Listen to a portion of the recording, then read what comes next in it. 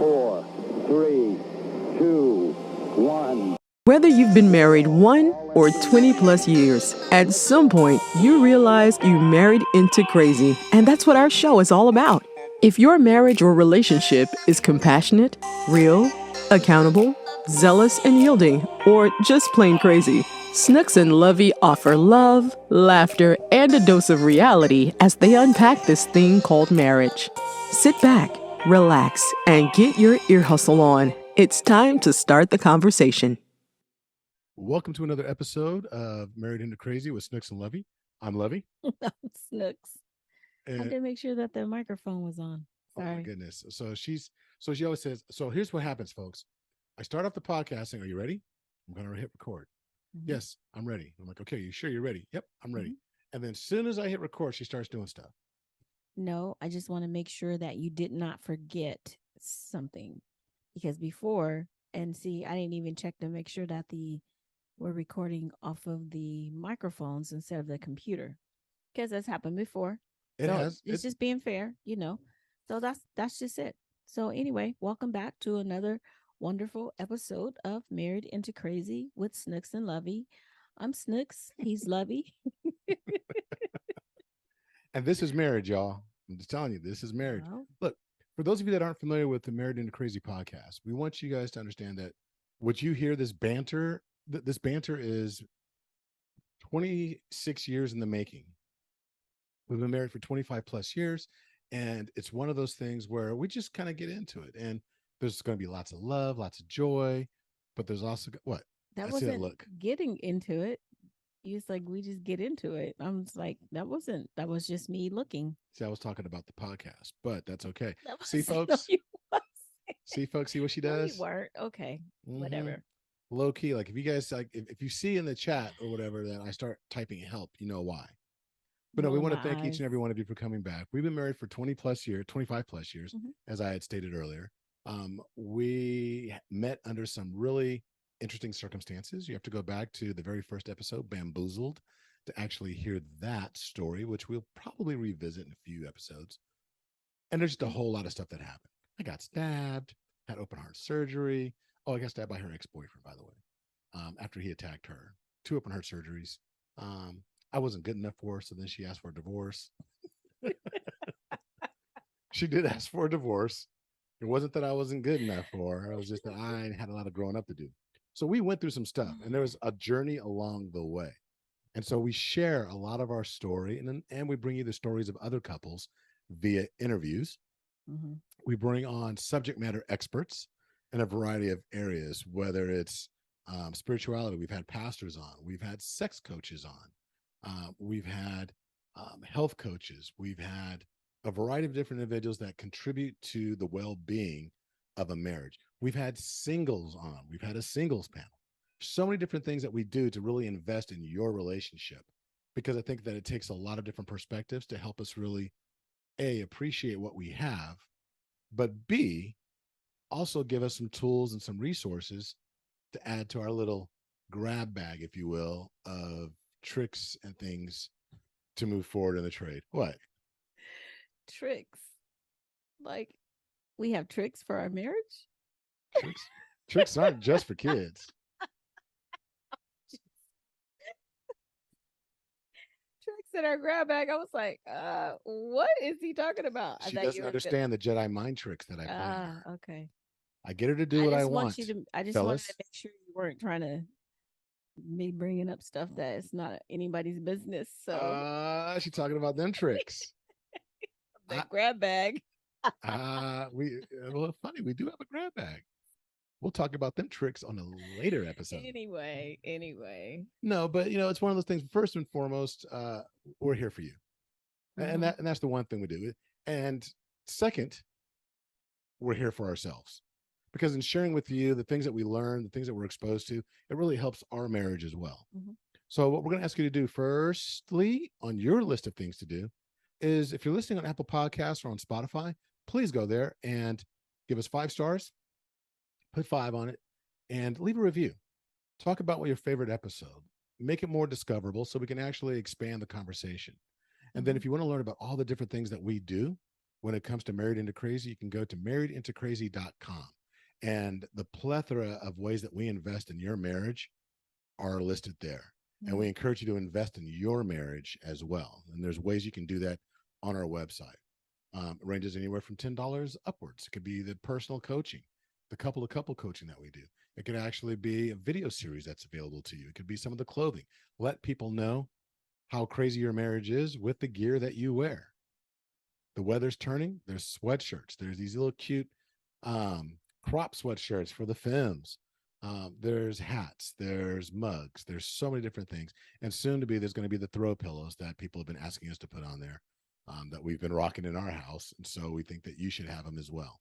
So just real quick, just before we go any further, just want to reiterate what crazy actually stands for. Yes, ma'am. Crazy is an acronym that we use. It's the 5 pillars of what we teach on, and it stands for compassionate, real, accountable, zealous, and yielding. So crazy. When we say be crazy in your marriage, always be crazy in your marriage.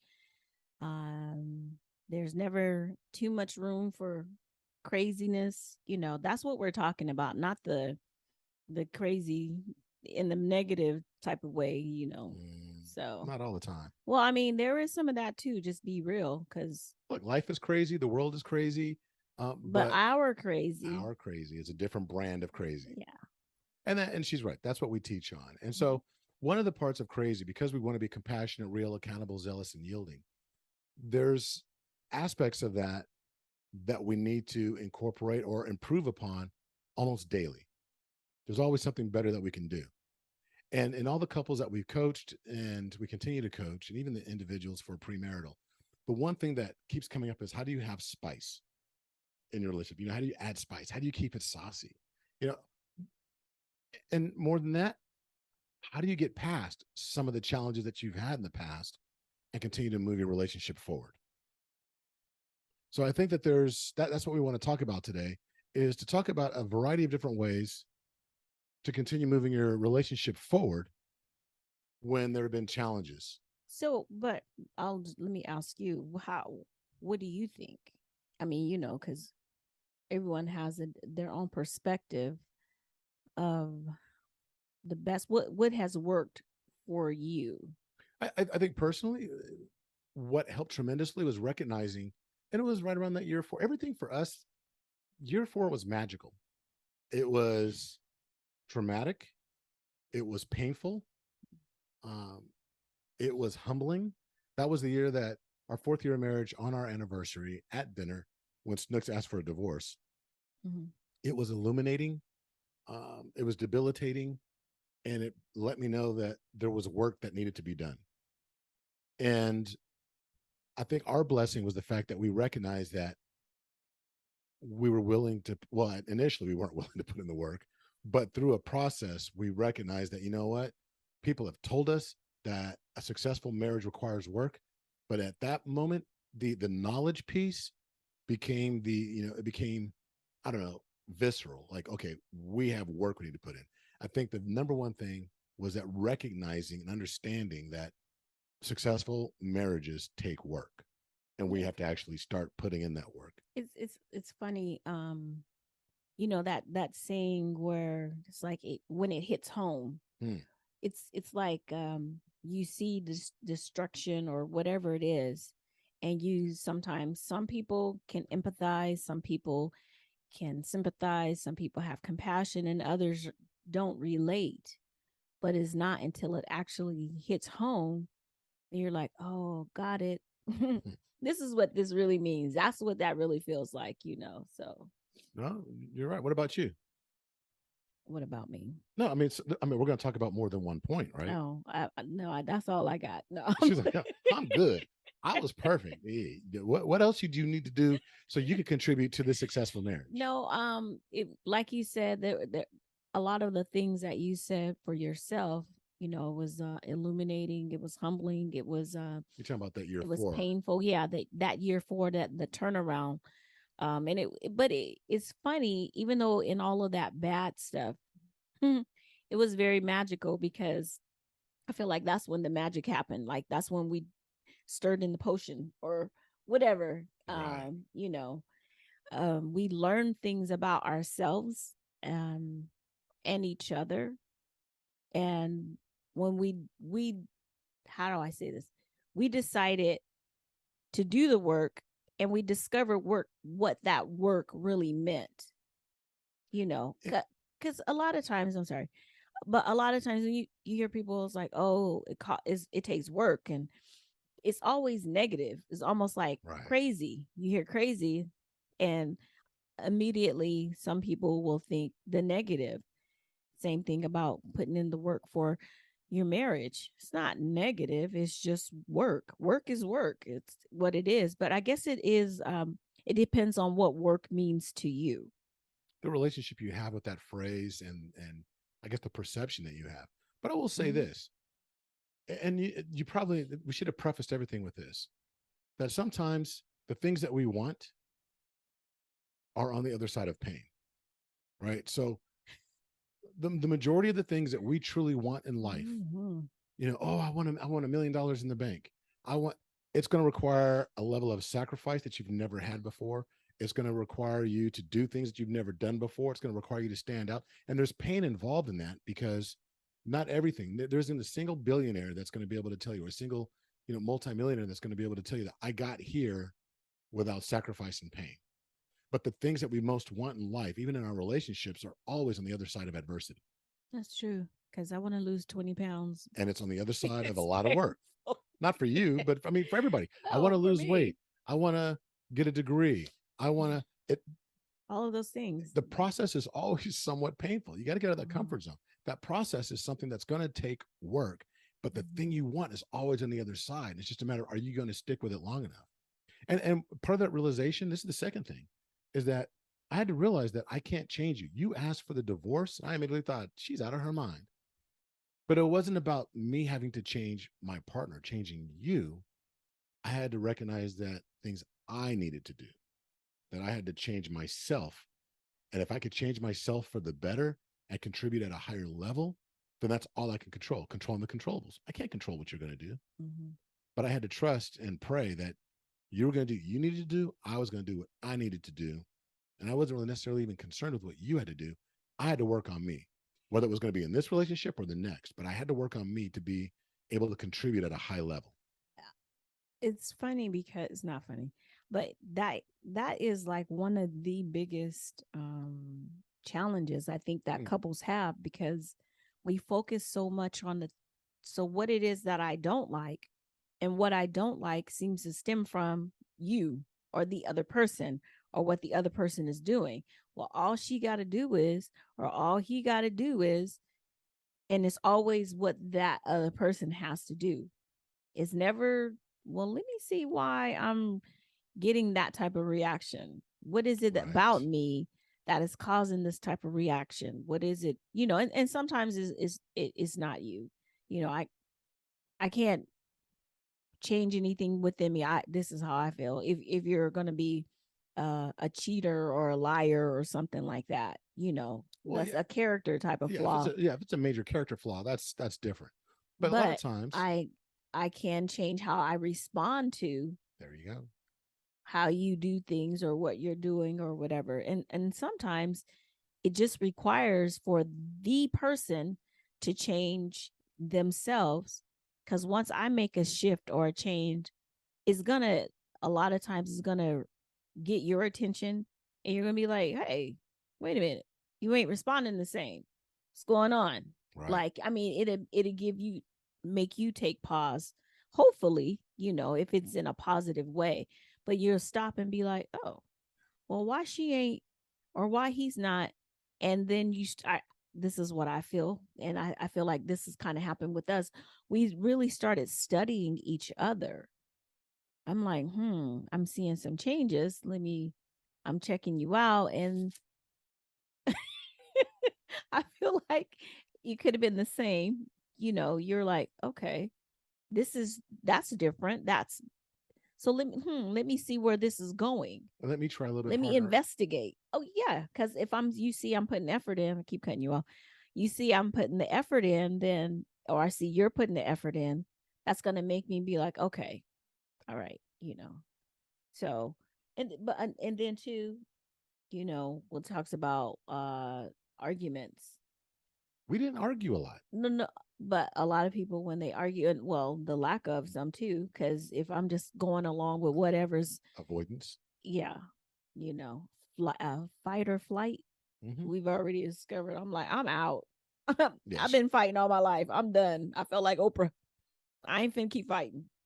You know. No, but one thing we had to discover though, when it came to the arguments or lack thereof, it was one of those things where it was normally it was the act of avoidance or the act of really getting into it always stemmed from either some pain, some internal pain Hmm.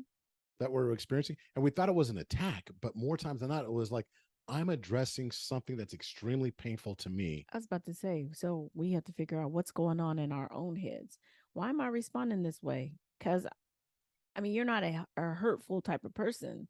So for me to respond some kind of way about something that, some things you do hurt my feelings, but I know that it's not like the intentional hurt or the It's not pain or whatever malicious. like that. So I have to really think through what's going on with me. What is this trigger, you know? And a lot of times our the initiation of arguments, fights, or whatever, sometimes it stems from a fear that we have. Not just pain that we have, but it might be a fear of something that may happen, may come to pass, which isn't necessarily rooted in reality. It's something, a narrative that we've created in our heads. And so these are things, if you want to get your relationship moving forward, it's about recognizing these things that we're talking about. Mm-hmm. You know, if you feel like something's holding you back, address your fear. Really take time. It's like that scene, if you've ever seen the movie Hurricane, where uh, Denzel Washington was in the jail cell and he was sitting there and he was talking to himself and he was going out through these different personalities, but they're all within himself. But he was having like a deep introspective discussion with himself and his fears Mm-hmm. as a black man in that time frame. And we need to do that to a certain extent ourselves when you get into our relationships and address the fears. Well, why do I feel this way? Not just I feel this way and you need to acknowledge it. It's like I feel this way, but why do I feel this way? What's causing me to feel this way? Is this valid? Is it something that she did or something that he did? Or is it something that I'm still carrying from a previous relationship? And yes, this is part of that work we're talking about. You want the joy? You got to be willing to go through the pain. It's Rob Bass, DJ Easy Rob.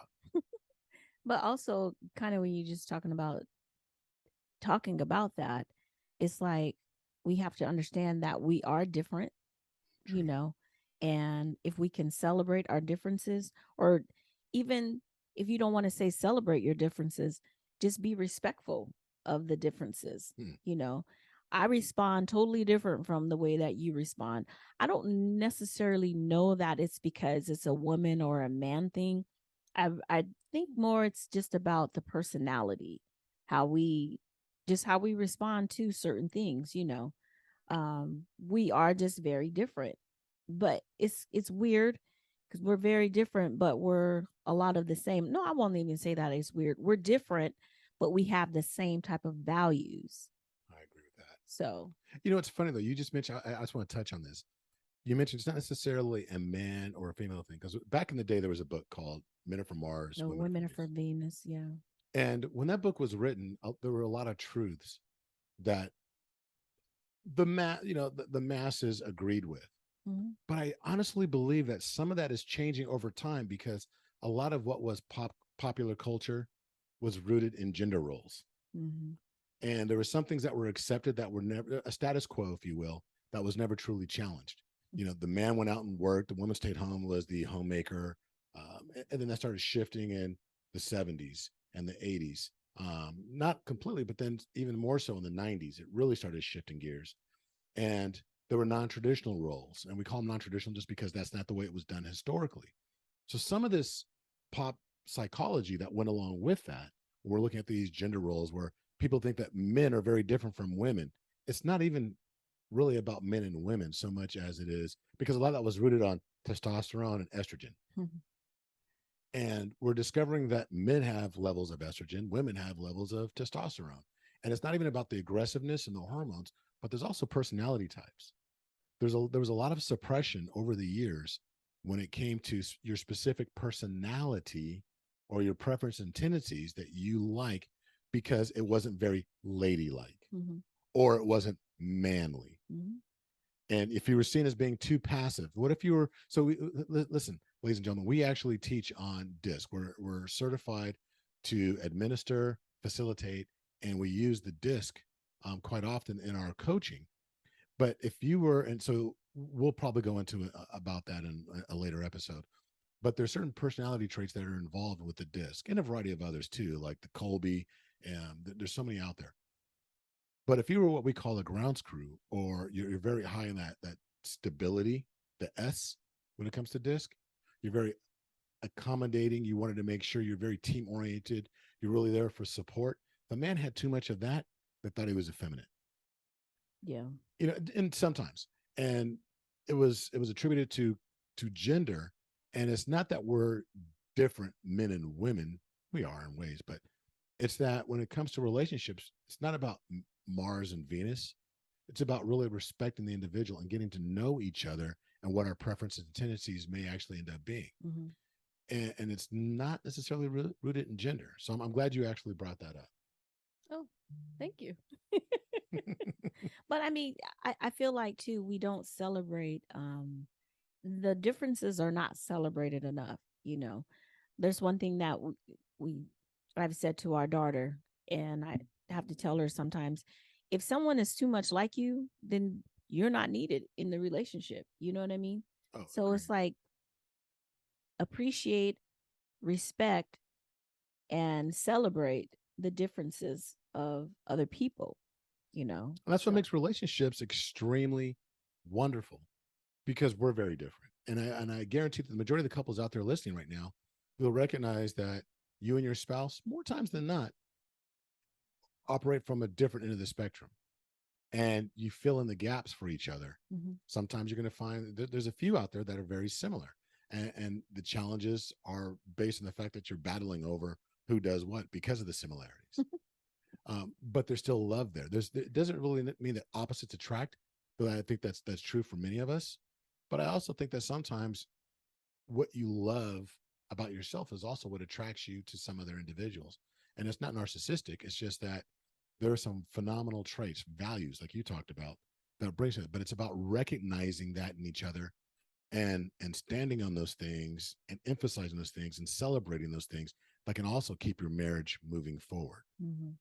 And in recognizing that, it gives you the chance to honor each other on a daily basis. You see something, a strength, honor that, celebrate it on a daily basis. Mm-hmm. That'll move your relationship forward as well. Well, it will move it forward, and also will take away from the need to be competitive. There's so much, I shouldn't say so much, but I feel like there's a lot of competition within relationships. Who's the best, who's whatever. But if we just take time to honor each other, you do this really well, I do that really well, whatever it is. But when I honor you, I feel like it shows that I won't say I'm extra committed to you, but I think it helps you. It makes you feel good, doesn't it? It does. There's a matter of feeling respected and cherished by the one that you love. Mm-hmm. That I don't know, puts a little extra oomph in your step. Yeah, it goes back to, I see you doing the work, so that makes me want to work harder too. So the greatest challenge for me in that is I'm not one that takes compliments very well. Haven't been historically, and I'm working on it. When somebody, even at work, when people give an accolade, you're like, oh yeah, well, I was just, da, da, da. So we have to be willing to accept mm-hmm. praise from our spouses as well. Yeah, because that could be kind of hurtful. I mean, we don't look at it like that, but if I'm always telling you, oh babe, I appreciate this, or you did this really well, thank you so much, blah blah blah, and you're like, oh, it's like it's almost like you're brushing off what I'm like, bruh, I just said no. No, and honestly, then it starts to condition you to not to feel like you don't need to say it. Yeah, and then care. That's like, what I would think. You don't care. And you know what, folks, this is real talk, because this happened with the flowers in this house. So early in our relationship, I used to give Snooks flowers all the time. I don't know if he did all the I time. felt like it was all the time. Yeah, I'm sure you do, but I don't think that it was. It was a lot Was it for a me. lot? Okay, yeah, there you go. It was a There lot you for me. go. Say that part. No, but it got to a point where she started saying, you know what? And this is when we were having our rocky period in a relationship. And she Mhm. was like, oh, I don't really need that. I don't like that. It's okay. It's just, it's whatever. So I No, I'd stopped. be like, thank you. I was still mad. So, But I was like, okay, well, that doesn't help. So I stopped. And then over years, she was mm, like, why don't you give me flowers anymore or whatever? I never said that. The girls called me out on it. Our daughters definitely called me out on it. But I had to really investigate. Why don't I? And then I traced it back to, Mhm. I felt like she just it didn't do it. She didn't want it. It was like she blew it off. So why do it if it's not appreciated? Right. And that is so funny that you bring that up too, because here we are years later, we've been able to work out that incident and call it the thing of year 4, and we've gone on to having another kid, which is Kiki. We've done all these different things together, and that's a one. I won't say that's the only thing, but that's one thing that continuously comes up. Not like I'm always asking for flowers, but that sticks with you, It does. and so we have to be mindful. This is just a reminder for people how words are hurtful, and sometimes it takes years and years for someone to get over. So you're saying I still I'm need not therapy? no I'm well, yeah, but I'm not knocking you, but this just an example, because you know how people be like, he just needs to get over that, or you need to get over that. I don't know True. why you still blah blah blah. But it's like, uh, no, it's easy for me to say because I'm on the outside looking in, but I don't know internally how you're feeling. You know how much I love you. Everybody in the whole wide world knows Snooks loves her some Lovey, but it does not stop you from that little thing, you know, in your head, like, oh, see a flower, ugh, I'm cringing, you know.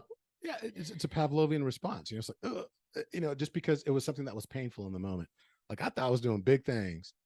It's all right. Well, I mean, it's just one of those things where, like, if it makes me think of, if my 12-year-old little girl is still inside of me hurting, 40 something years later, then why would something that happened 20 years ago, why would it not still kind of affect you when you were putting your all into it? See, we can go deep on this subject. I mean, there's so many different areas that this applies. There could be the things, look, hey, let's just keep it real with grown folk. There could be things that you're done in your moments of intimacy in the middle of sex where you think you got your signature move and it ain't doing nothing. Right? Or it's not doing what it used to. And because you've been so stagnant and growing and trying to change things. There's just and then you think, okay, well, you know what? You don't like it when I do that anymore. So then you stop doing it. And then after a while, guess what? Spouse goes, Right, right. right, you don't do that no more. Well, who was he doing that with, or Exactly. whatever? But it's just there's that constant feedback loop that we need, and Mhm. that's part of this book. If you read the Power of Habit by Charles Duhigg, he'll talk about there's a feedback loop that is in there, and we need that feedback loop in everything. Not only just offering it, but also receiving it and Mhm. understanding the importance of being a good receiver as much as it is being a good giver. But that's something else. Again, we're talking about ways to move your relationship forward, whether you're a newlywed or you've been together 30, 40 years. One of the greatest things that I guess we can tie it in earlier was recognizing that there's really no place for anger within your relationship. It's an absolute relationship killer, and it will stop any progress. Well, Now, I'm not saying that there's not things you shouldn't be angry about. I think it depends on, what your response is in your anger. Because some Mm, people get upset and lash out. lash out, but other people get upset, they hold it in. Some people get upset and they're mature enough to be like, you know what? I didn't appreciate it, nor did I like when XYZ happened. So I think it's just a way, the response of what we're I feel doing that. with those emotions. Because what does the Bible say? the Bible says, be Respect your husband. Oh, what part are you talking about? that's the one scripture he knows. No, but be quick to speak or slow to anger. Slow to I mean, anger. the part before the slow to anger part, I can't remember. I want to say that's what it is. But we have to remember that be slow to anger because sometimes misunderstandings happen. Yep. And then all of a sudden we're blowing it out of proportion. And there are things that you could say that you can't take those words back. It's not like you can regurgitate, the words like you gave that illustration a while ago about the fence and the knives. I can throw the knives in the fence and I can go take the knives out of the fence, but the damage to that fence is done. To never be, I can't cover it up. Have to replace the whole fence with some new wood. And unless you're trying to replace your whole relationship with another man or another woman, be very careful. So yeah, let me switch that. Instead of saying anger is a waste of time, let's just say that be slow to anger. Take time to calm down. Recognize why you're angry, why it's affecting you, and talk about not that individual, but why that action made you angry. Yeah, anger is like the root and the fruit. So the anger is the fruit. So let me look at the root of why I'm upset at this. Why did that make me so mad? She teaching? I was. Come on, girl. Come on, girl. But you know what I'm saying? We need to stop and really think about why did this make me so mad? Because honestly, sometimes our anger is just about us being self-absorbed because I'm not getting my way and I'm mad about it and blah, blah, blah. And and recognize, folks, that just because if you haven't mastered these skills yet, which a lot of us are still trying to master, it's about being immature in your relationship or mature. And it's not a negative thing. To say that you're immature in your relationship, in your marriage, is not a negative. It just talks about, like, if you look at wine, when wine is bottled or put into a cask, it's immature. It's still wine. And then as it matures and ages and, does all the things, takes on the notes of the oak casket or the cherry wood casket, it gets all these different things. It changes the aroma. It changes some of the nuances of it. That's what life does. And just to say that to recognize that you're immature in your relationship is not a negative thing. It's just recognizing and saying, I know I need other resources that's going to help me actually mature more in different aspects of the relationship. And that's why you need regular tune-ups, meaning getting input from like-minded, well-meaning couples that are where you're at, or getting coaching like we talk about with Married into Crazy coaching. When we teach on those 5 principles, compassionate, real, accountable, zealous, yielding, being more of all those things in a relationship, it comes from a place of maturity because we've had to go through that. We've had the immature relationship. Not that we still don't have hints of immaturity at time. I don't. I do. Because I can be king petty. KP. Right? I can be king petty on any given moment. But I recognize that. And when it starts to happen, I'm able to course correct more times than not, 95% of the time. I'm just being true. I'm being honest. That's funny. King petty. But it's one of those things, but the regular tune-ups, right? Having that iron tribe that we talk about, having that iron tribe around you helps you say, okay, you've got some other people that you've given license to say, oh, wait, hold up. What's up, bro? Why are you talking to Ronald like that? Or you step a little bit out of line. Are you sure about how you really going to do that? Here's what an iron tribe does.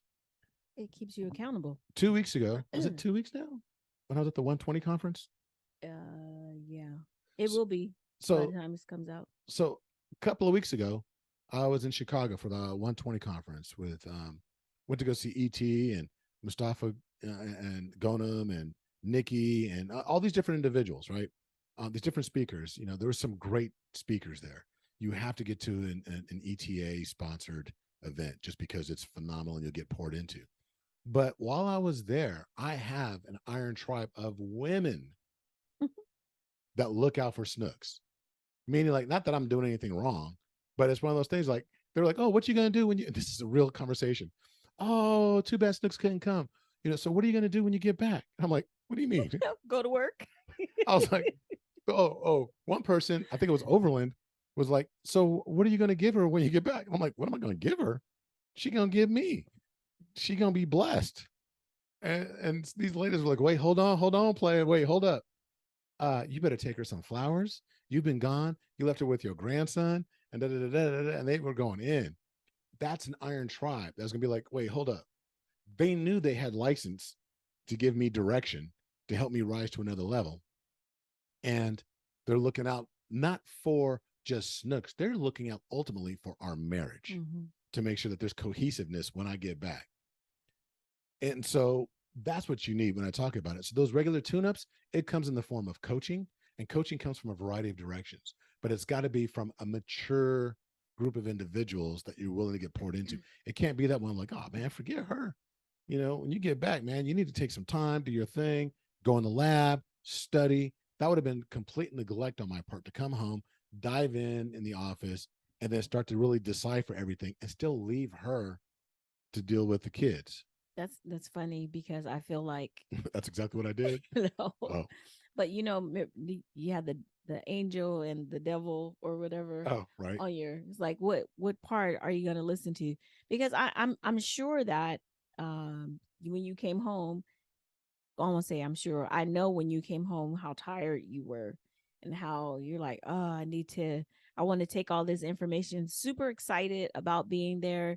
He was super excited about all the information and the tools and stuff. And when you get something new, you just want to dig in and just it's the red shiny button, right? Exactly. But instead of listening to the little devil on your shoulder, be like, forget that and forget them out there and go, like you said, into the lab and just take time, even decompressing for yourself. You were like, nope, let me talk to my wife. Let me, love on her and interact with the children and, do my thing.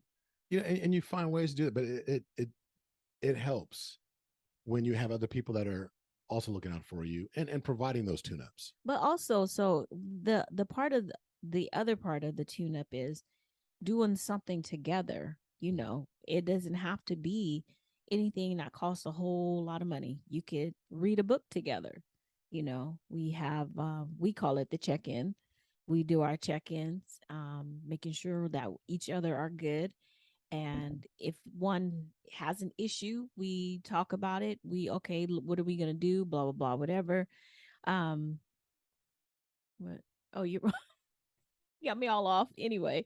But if just read a book, go on a walk, something that tune up just for you and your spouse or your partner, whatever it is.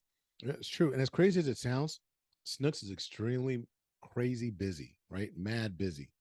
And mad busy, y'all. And sometimes I feel like Lovey doesn't respect my mad busyness. I respect her madness, just not the busyness. No, I do. But it's one of those things where, believe it or not, doing this podcast is something that Snooks and I do.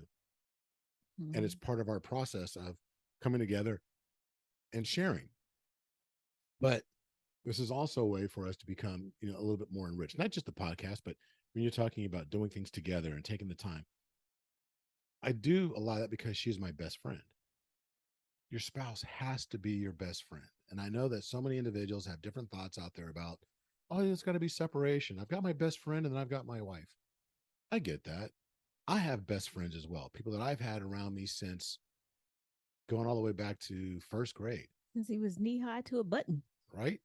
I have friendships go all the way back to first grade, but my best friends go back. I have one that goes back to fifth grade, and I have like three others that go back to like my ninth grade year in high school. And we're tight as can be. We're family. But as tight as we are, my truest best friend is my wife.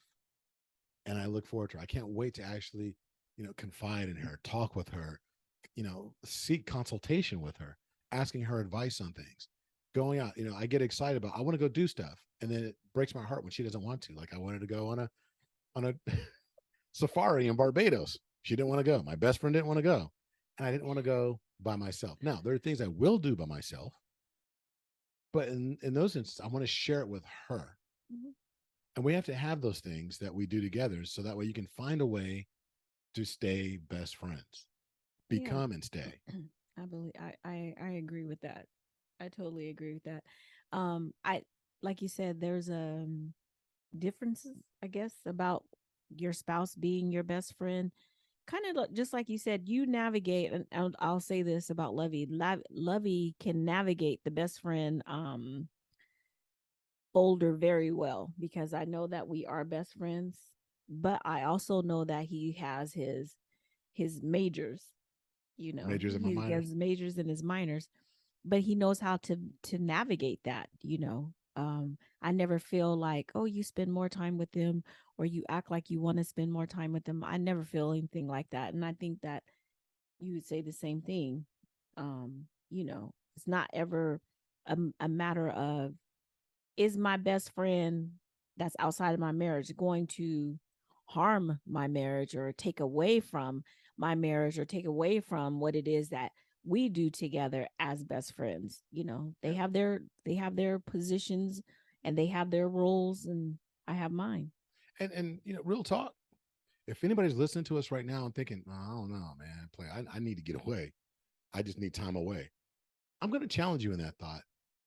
Yes, we all need time to decompress and have our alone time, but I'm going to ask you to challenge yourself in why do you feel like you really need to get away? Mm. Now, I want to go hang out with my boys. There's times where I want to go coach. I need my away time where I get on the court and I'm coaching with the girls and my fellow coaches. And I need that because it fulfills a part of something that's part of my core values, the things that I need, that I like to do. But if it ever got to a point, because I've been in relationships where it was like, I can't wait to get to the gym just to hang out, just to get out of this house.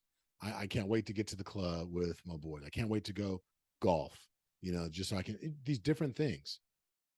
And I recognize the feeling between needing to get away because I felt like Mhm. it's not someplace I want to be at home. Mhm. And I that's very different from my time. Like, okay, I need my Zen moment where I go over here because I need to fulfill this part of me as well. Mhm. Not that my wife doesn't fulfill me, but it's one of those things where there's other parts. We're multifaceted individuals, and there's certain facets that need to be filled. That Snooks won't let me coach her. She won't let me. You know, my daughters wouldn't let me coach them all the time in volleyball. But I got a bunch of other little girls that will actually let me coach them in volleyball, and they actually place value on what I have to say. And I need that fulfillment. But that's something that Snooks wouldn't give me. She's like, please, I won't even let you coach me on how to cook some rice. Wow. Are you serious right now? Wow. Okay. Okay. No, I but see. but here's the flip side of that. As much as we've said that your wife should or your spouse should be your best friend, each of us are responsible individually for our own happiness. Mm-hmm. No one's going to complete you. Mm-hmm. And I think that that's something that's very important. You probably need to say it out loud again for the people in the back, because we have this thing in our heads like, oh, and I've said it too, he just makes me so happy. No, you don't make me happy. You make me feel good. Do you make me I happy? think I contribute to the You happiness. contribute to the happiness. It's not like I was so downtrodden and then Lovey came along and I'm just like, Hey, girl, I'm here now. Your happiness may begin. right, I am joy. you're Gaston from Beauty and the Beast or whatever. But we have to find our own happiness within ourselves, because there are, listen, in our relationship, as much as we love each other, as much as we why are you laughing, as adore each other, best friends or what have you, there are moments where I'm just not happy. And if I take it to the point where I'm like, it must be Lovey, the reason that I'm not happy is him, I'm just gonna try to get rid of him. Hey, and let's linger there for a minute. And I'm just being, in all seriousness, how many times has that thought crossed your head out there? I'm not happy. You haven't done this. Mm-hmm. We've had clients in the past, over the years where the failings of the individual to know what makes them happy, to know themselves. The failure on our parts to not know what makes me happy is projected on the other individual. Like, okay, it's your fault that I don't know. And what it ultimately was, like, I don't even know what makes me. When you get to the root of it, you were talking about the root and the fruit. You get to the root. I don't even know what makes me happy. So how fair or how unfair would you be, or are you being right now, to put that pressure on your spouse or your partner to say they don't make me happy, so I'm looking for something else, when actuality you need to be looking for yourself. You know what I'm saying? Cuz all that whatever's in my head or what have you, I guarantee you, if you even if you did remove the other person, you might feel differently for maybe a week or so. But if you're still not truly happy with yourself, what you were feeling last month or however long it was, that is still going to creep back in. It's true. And now I will say this.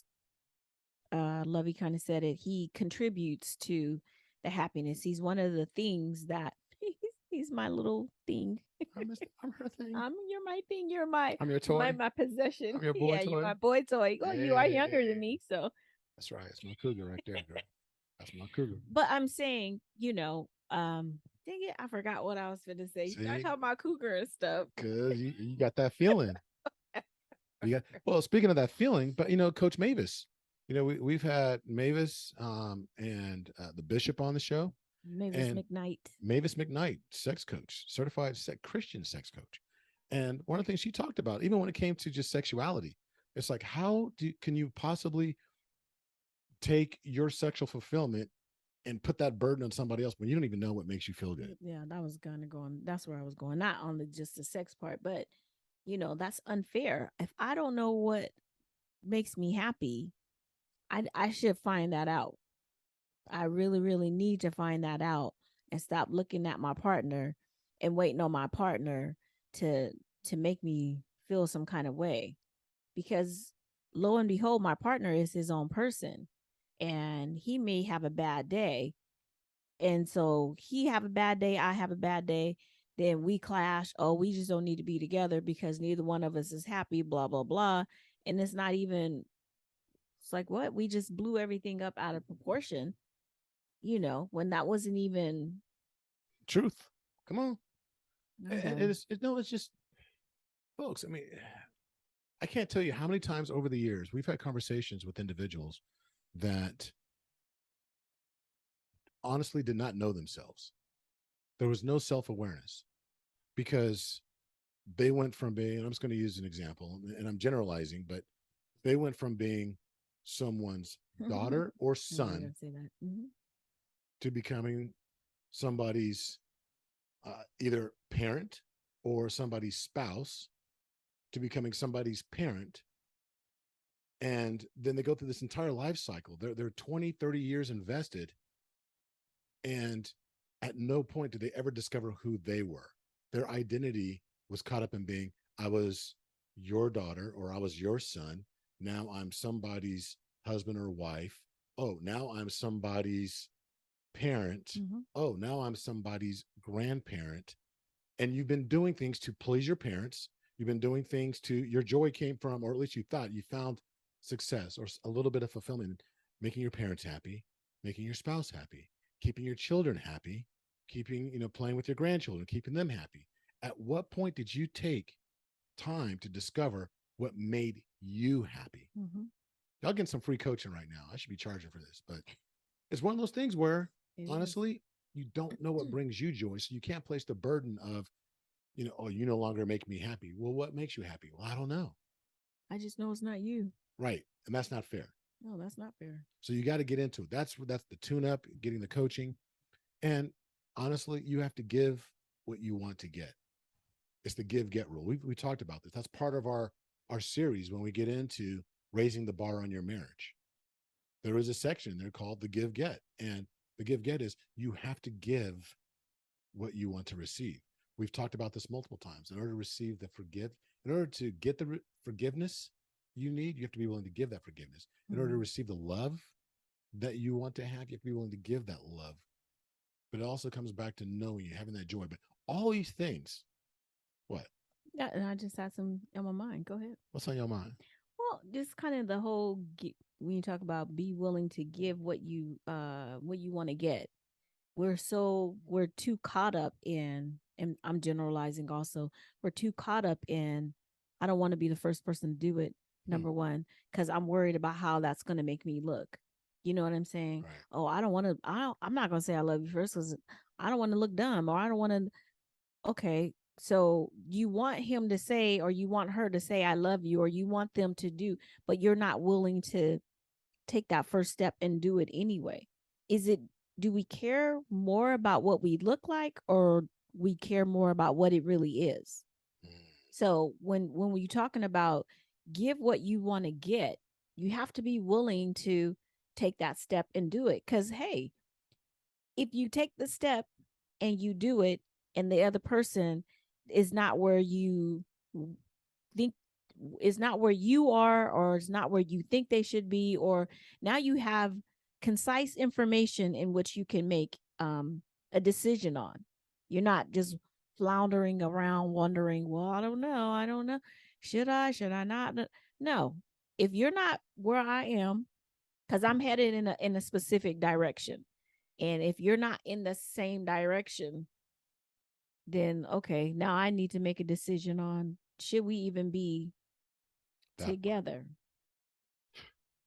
These are all valid topics that need to be actually addressed, and these are all components. Look, if you're in the kitchen right now making something, let's say gumbo, you're putting all this together. These are all different ingredients. Everything we've talked about in today's episode are just different ingredients. You might find that in your specific relationship, the DNA for your marriage, that you're good on this. Oh, I don't really need that particular part, but I need this. You're going to find that all these different things. It doesn't mean you throw all the ingredients in. It has to be the ingredients to your taste. Recognize, take the time to recognize what's needed in your specific relationship, what's needed in your marriage, and apply these ingredients accordingly. And these aren't exclusive. There's other ingredients, but you have to discover that for yourself. This is just more like some breadcrumbs helping you get from point A to point B. And we really hope that you take note of these things, go back, listen to it again, share it with friends, tell all your friends, tell your mama, tell your auntie, tell your cousin, tell everybody to listen to the Married into Crazy podcast. Because not only do we have these nuggets and different things that we picked up and learned from others, but we bring you couples. And I can't wait till later on in this month when we bring you another amazing couple. I can't wait either. I got to do some editing because there's some work. They're making me do some work on this one, but we'll announce it here shortly. But until the next time, be blessed. Bye. Bye-bye. Thank you for listening to the Married into Crazy podcast with Snooks and Lovey. Please like, subscribe to, and review the show wherever you access it, and tell a friend about us. Visit marriedintocrazy.com and see how Snooks and Lovey can bless your marriage directly.